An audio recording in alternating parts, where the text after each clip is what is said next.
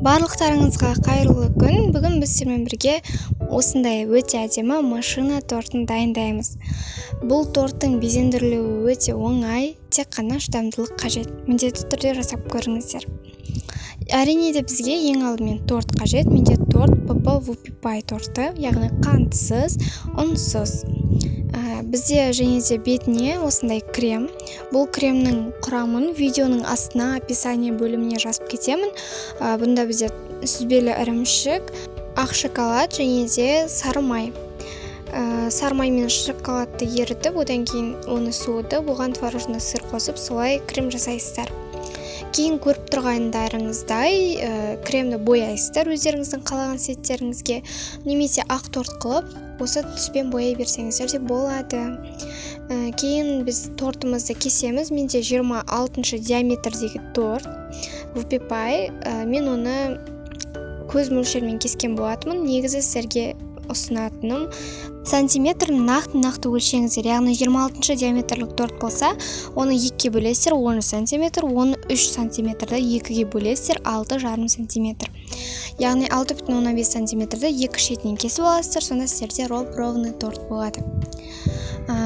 Бұл кезде сіздерге міндетті түрде сызғыш керек болады. Сызғыш кондитерлікке бөлек алып қойыңыздар.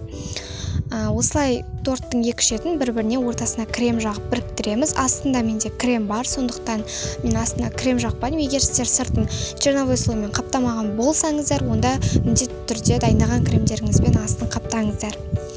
Және де бұл торттың сыртын міндетті түрде мен айтқан креммен қаптаңыздар. Себебі сіздер мастиканы пайдаланайын деп жатсыздар. Мастика ол крем-чизға еріп кетеді, яғни кәдімгі мен пайдаланатын сүзбелі ірімшік, қант ұнтағы және кілегейден дайындалатын кремнен мастика еріп кетеді. Сондықтан осы кремді дайындаңыздар, ол өз орнында нақты тұрады. Және де бұл кремді сіздер бөлме температурасында қойып қойсаңыздар да крем-чиз сияқты ақып кетпейді, еріп кетпейді. Бұл крем бөлме температурасында тұра береді. Тортымызды қаптап болдық. Мастика тұратын жерлерін енді оны тоңазытқышқа жібереміз 30 минутқа. Ал ол аралықта бос тұрмай мастикамызды дайындаймыз.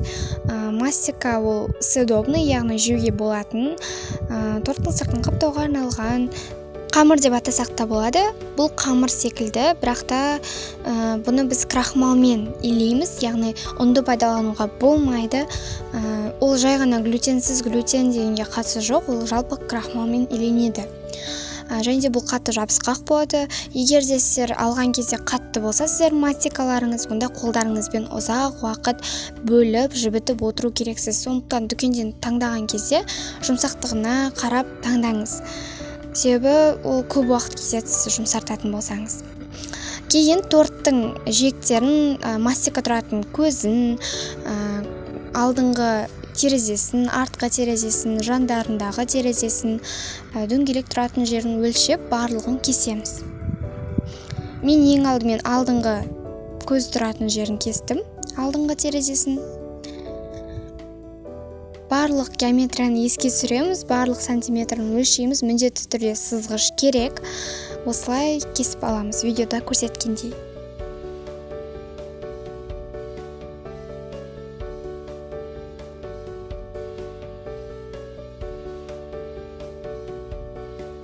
Енді біз жиектерін тегістеп кесеміз, осылай узормен, өрнегімен.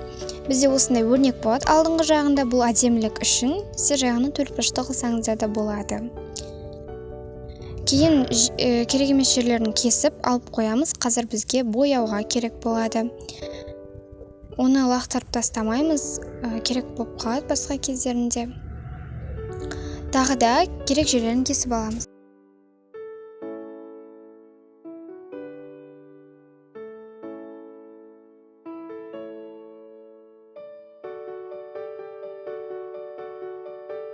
Бұл жерде менде артқы терезесі.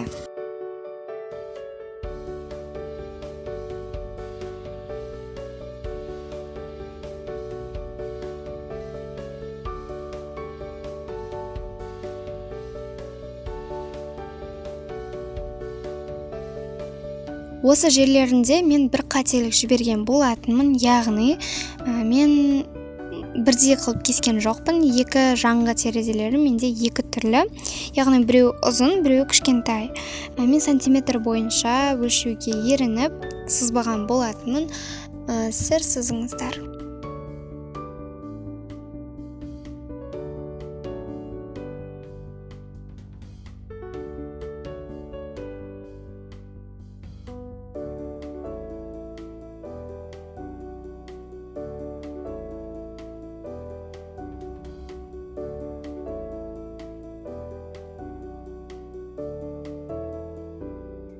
Жаңағы артық қалғандарынан бөліп алып, осылай көзді жасаймыз.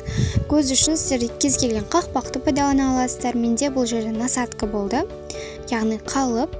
Сіздер кез келген дөңгелек пайдалана аласыздар. Немесе өздеріңіз кессеңіздер де болады. Ал бұл жерде мен фары, яғни шамының астында тұратын ағын жасап жатырмын. Және де қазір сарыға бояғаннан кейін сарысын жасаймын.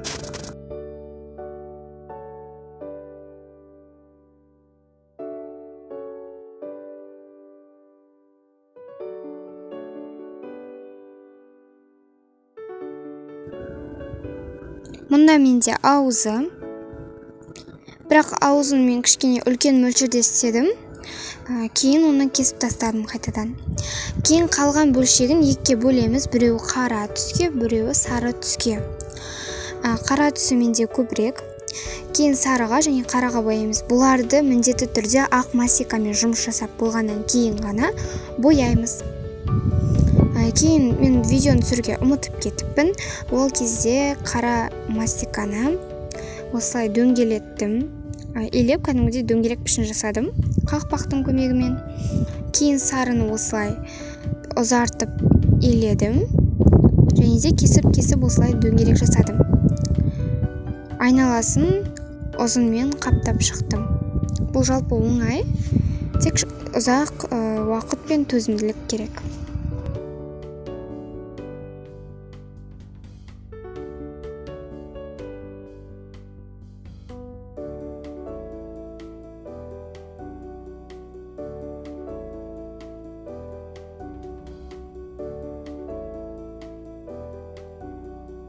Ал мына жерде мен көзін жасап жатырмын. Қарашығын.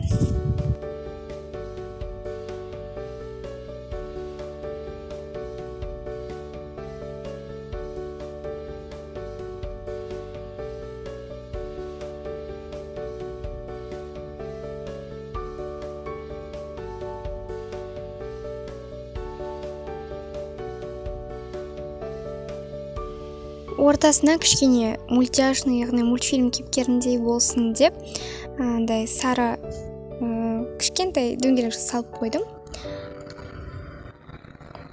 Кейін мынау фарының, яғни шамының жарығы десек болады, сары түсті. Осылай жиегін кішірейтіп, былай қайырамыз, ұқсатып. Кейін біздің салқындаған тортымызға осылай бүткілін жабыстырып шығамыз. Айтпақшы, көздерін бір-біріне жабыстыру үшін мен арасын суладым. Яғни кішкене ғана қолыңыз суайсыз, прям кішкентай ғана. И содан кейін оның бір-біріне жабыстырасыз. Ондай жағдайда қатты суламаңыз, себебі сіздің мастикаңыз еріп кетуі мүмкін. Жай ғана кішкене сулаңыз, желім ретінде болады. Сары фарды да солай жабыстыру керексіз. Егер сіздің мастикаңыз қатты жабысқақ болса, негізі ол қатты міндетті емес.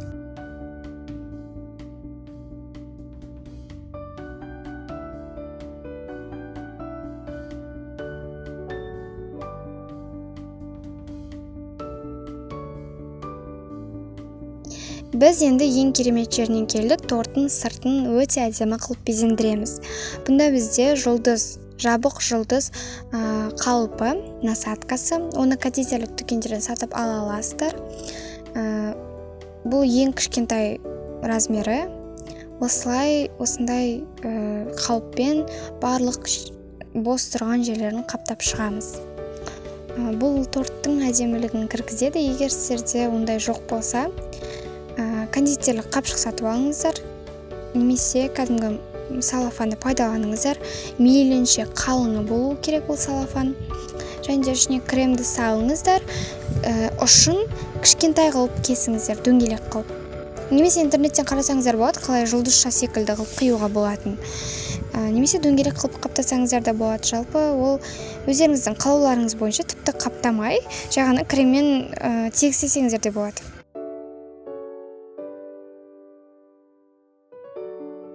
Бұл торт ұл баланың туған күніне арналған торт. Сыртын осылай машина түрінде дайындауымды өтіген болатын. Және де мен айтуға ұмытып кетіппін. Бұнда бізде торттың ортасы, торт 2 еселенген.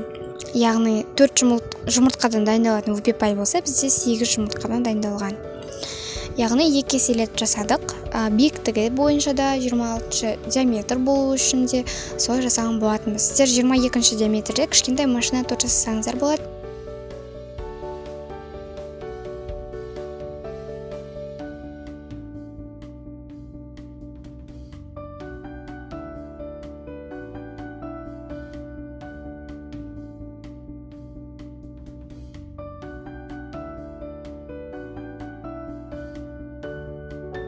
Егер видеоны осы жерге дейін қараған болсаңыз, менің сізге бір өтінішім бар.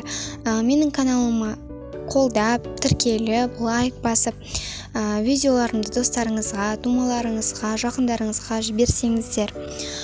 Бұл каналда мен сіздерге әртүрлі рецептермен бөлісемін, және де ол жай ғана рецептер емес, глютенсіз, қантсыз рецептер болады. Ол адамның денсаулығына зияны аз болады. Яғни сіздер қаншалықты бұны жесеңіздер де зияны аз болады.